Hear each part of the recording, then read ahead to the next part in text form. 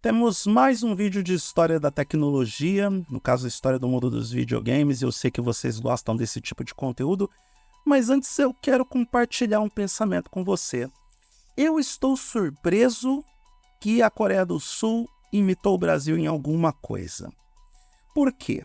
Porque a raiz da essência desse conteúdo é o fato, e eu tenho certeza que você não sabia dessa história, porque eu não sabia, muita gente não sabia, a minha esposa, que não existe, também não sabia, então vale a pena compartilhar essa informação. Sega e Samsung fecharam uma parceria no final dos anos 80. Lidem com isso. Se essa parceria fosse hoje, pense no console de videogame fantástico que os sul-coreanos poderiam lançar para ameaçar o império entre Sony, Microsoft e Nintendo. Império esse que hoje é ameaçado pelos retroemuladores, mas esse é assunto para outro vídeo. Fato é que esta parceria aconteceu pelo mesmo motivo que aconteciam os lançamentos de videogames piratas no Brasil ou de consoles piratas. Vou me explicar. Na década de 80, a Coreia do Sul tinha uma lei que tinha até um nome sugestivo, Lei de Castigo para Ações Antinacionais. E aqui entende-se ações antinacionais a entrada de marcas estrangeiras, ou no caso mais específico, das empresas japonesas no mercado sul-coreano.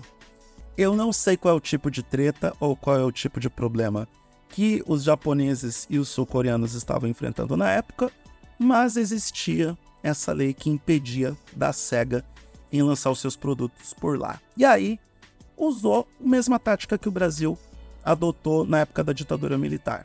Vocês que são mais jovens não sabem disso, mas com certeza alguns de vocês já procuraram em vídeos no YouTube e em documentários como era o início da nossa fase recente de tecnologia e principalmente do segmento dos videogames. Por conta de uma lei criada na ditadura militar, lei essa que protegia o mercado nacional e impedia a competição dos fabricantes estrangeiros no Brasil, era proibido lançar produtos estrangeiros, as empresas não poderiam entrar no mercado nacional e comercializar produtos eletrônicos. Os fabricantes nacionais que entendiam que não tinham tecnologia para desenvolver esses videogames aqui, eles acabavam comprando as placas, os componentes, traziam os componentes para o Brasil, o videogame todo desmontável, montava aqui e comercializava como se fosse um produto nacional. E dessa forma a gente teve Turbo Game, Top Game, Dynavision 3, as primeiras versões do Atari, enfim, todos os consoles de videogames da época, até a chegada do Master System, que veio através de uma parceria, eles chegaram por aqui através de inúmeros clones. Existem vídeos no YouTube que mostram esses clones em ação e como eles chegaram até o mercado brasileiro. São vídeos excelentes, eu recomendo que você dê uma pesquisada e assista, principalmente se você for mais novo, até para entender como chegamos até aqui. Mas no caso da Tectoy, ela fechou uma parceria com a Sega e trouxe o Master System para cá e o Mega Drive também dentro das regras. Trouxe os componentes, montou os consoles e distribuiu no mercado brasileiro. Se bem que, convenhamos, o trabalho que a Tectoy fez foi espetacular. A gente tem muito a agradecer a Tectoy até hoje. Esse vídeo não é patrocinado, mas poderia, né, dona Tectoy?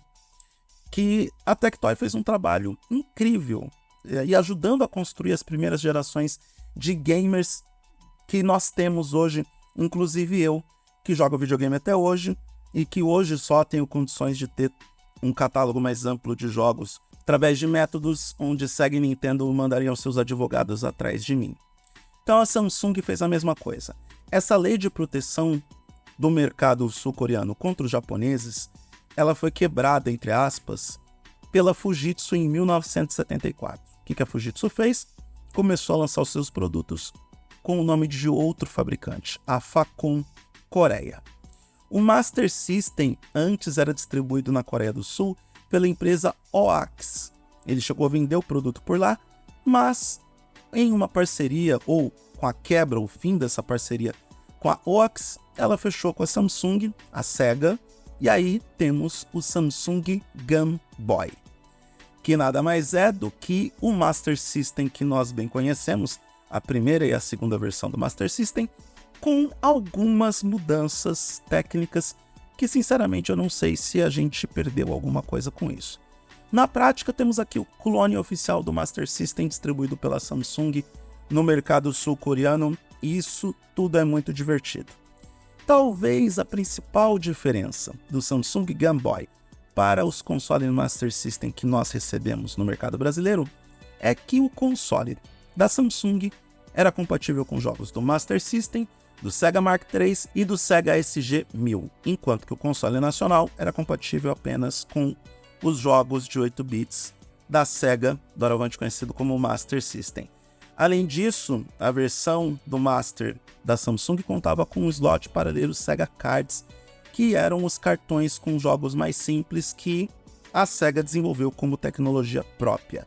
Com a evolução dos jogos, os Sega Cards se tornaram obsoletos e eles foram removidos do Master System 2 e das versões que atualizaram o produto lá na Coreia do Sul.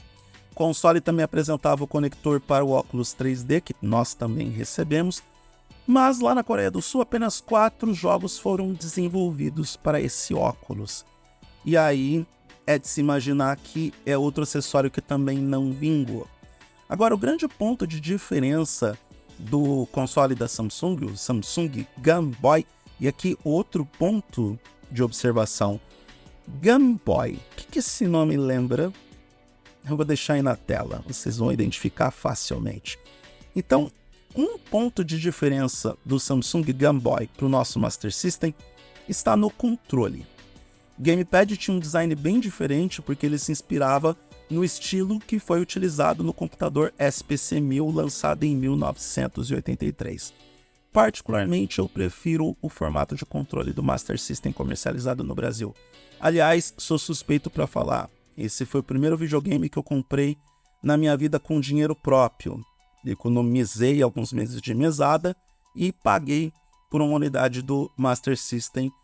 Inclusive, meu pai foi comigo para comprar, então eu tenho um belo apreço pelo console de videogames. Muito mais pelo Master System do que pelo meu pai, mas isso é assunto lá para o eduardomoreira.com.br. Dito isso, esse é um dos melhores controles de videogames da história.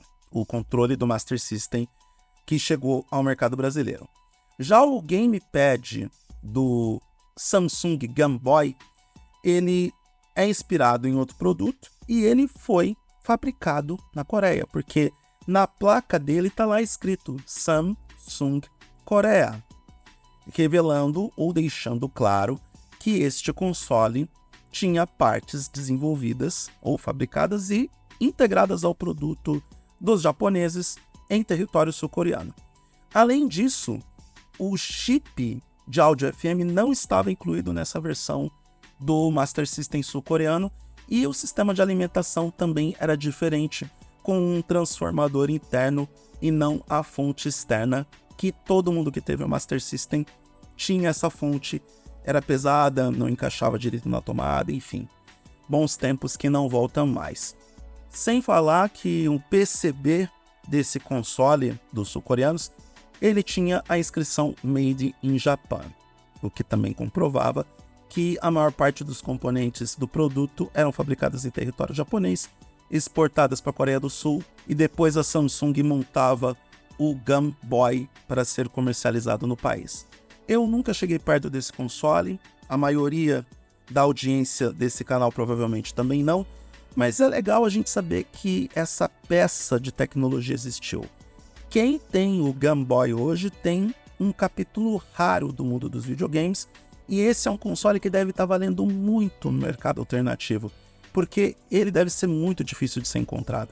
Eu não sabia que ele existia até a produção desse vídeo, mas eu tenho certeza que os colecionadores mais roots, mais raízes, mais viscerais, com certeza foram atrás deste produto. Insisto, é muito interessante saber que a Coreia do Sul usou a mesma tática que o Brasil para poder trazer esses consoles de videogames na mesma época, no mesmo período, na década de 80. Brasil fez a mesma coisa e se as marcas brasileiras não tivessem assumido esses riscos de burlar uma legislação burra e atrasada, a gente não teria sequer a oportunidade de falar sobre este assunto nos canais de vídeos do YouTube, porque parte dessa evolução tecnológica que nós temos veio da nossa querida gambiarra legal, gambiarra jurídica, veio da pirataria dos consoles de videogames. Obrigado Turbo Game pela graça alcançada, obrigado Dynavision 3 pela graça alcançada, obrigado a tantos e tantos videogames da Atari que eu tive ao longo do tempo pela graça alcançada pela pirataria dos consoles de videogames. E tem gente reclamando dos retroemuladores hoje. Olha só, eu ainda acho que a retroemulação é o futuro. É isso e o streaming dos videogames. A gente vai viver disso até o fim dos tempos.